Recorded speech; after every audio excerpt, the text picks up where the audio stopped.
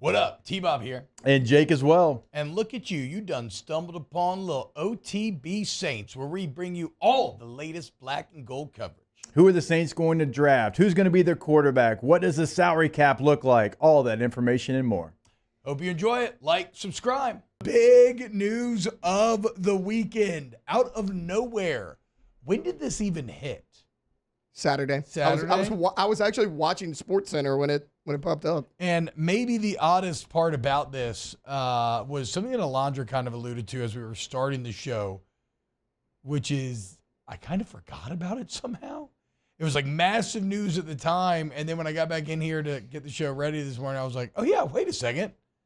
Like, Derek Carr retired. Oh wow, that's like 30 minutes right there. Oh man. But yes, Derek Carr, out of nowhere, announcing on Saturday that he is deciding to call it quits. And we can get into exactly what that does to the cap. We can look at the final Carfax and continue to be just kind of marveled at the statistical disconnect between what his numbers actually were here and how much he is disliked. But first, what was everybody's reaction when you saw? I thought it was a troll job. I was still very, obviously inebriated from the night before. And somebody sent me something on Twitter, and I was just like, okay, it's just a Photoshop. And then, no, it was not. What was y'all's reactions? I mean, I was surprised like everybody else just because we hadn't really heard that was going to be an option. We heard a lot of different things and, maybe a trade, maybe a straight-up release. Maybe he sits on the roster and the Saints work like he's not on the roster, like the Browns kind of do with Deshaun Watson. Like, we talked about a lot of different scenarios, but that's not really one that we talked about. Like, retirement, I know for me, it never really entered my mind because it felt like he wanted to play. He knew that playing in New Orleans wasn't really going to be an option. Yeah. And now the shoulder stuff was all kind of weird because remember, that was kind of the same thing. It's like when we found out, we're like, what? Like, shoulder, like it's still surgery, going to miss the year. Like, that wasn't something we were expecting. But I know we'll get into it, but his retirement, given $30 million in salary cap relief, I think that's one of the big reasons why nobody thought of retirement was in play at all. Was he had his $30 million salary was guaranteed for injury fully. So he could have if he'd wanted to. And I know that a lot of people are just, everybody's going to victory lap on Derek Carr, celebrate his demise. I understand all that. But if he really wanted to, he could have chilled this year and gotten $30 million. Yeah. Because he has the partial labral tear. He has the degenerative rotator cuff stuff. Like, he could have sat out, hey, I'm hurt, gotten paid. It's like when Matt Ryan did his year on CBS, but he did not officially retire. He was still open to playing because the Colts were paying him. Yeah. They still had to pay him. So credit to Carr. Saving you a significant amount of money when he definitely did not have to. Yeah, I mean, your cap goes from $23.1 million to around $53 million. Yeah. So I don't know the last time the New Orleans Saints have had $53 million. And sure, I know free agency, anybody of worth outside of maybe one quarterback, which I'm sure we'll get into, that doesn't necessarily matter right now.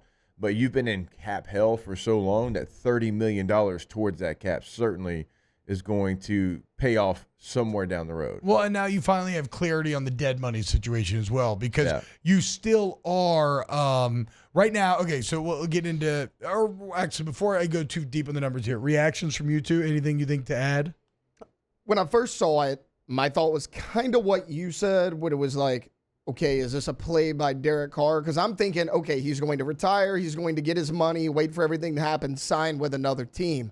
Then when I saw that he had essentially walked away from $30 million, I was like, okay, this is a little bit different here. And I was like, maybe there's some legitimacy to this. So, I was kind of, when I first saw it, I was like, makes sense. Another play by Derek Carr. But then when I saw that he walked away from all the money, I was like, I don't know. Like, maybe there is a little bit something to the shoulder injury. So it was a little bit different feeling like throughout the day.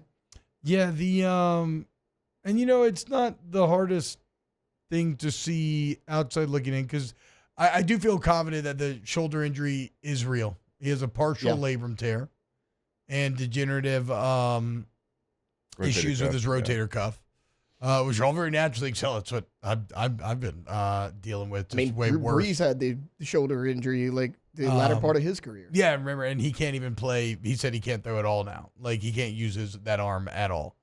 So I believe that although we didn't talk about it much, when he did speak at that Las Vegas church, he did also speak about some family tragedy they'd gone through recently where they thought her wife was sick.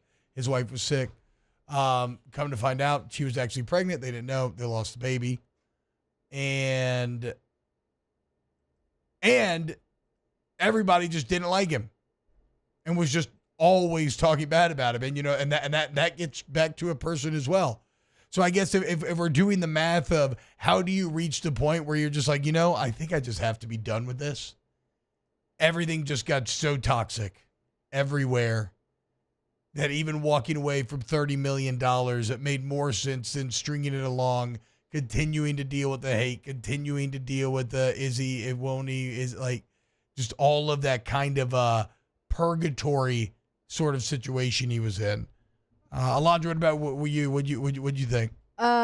Mine was a lot more superficial than y'all's. Like I saw Taylor's text when I woke up and I was like, oh, cool. And then that was pretty much it. That was it. Okay. I mean, like you were saying before the show. Probably the appropriate. That's probably the appropriate reaction. In all honesty, I was like, nice. We got some money back.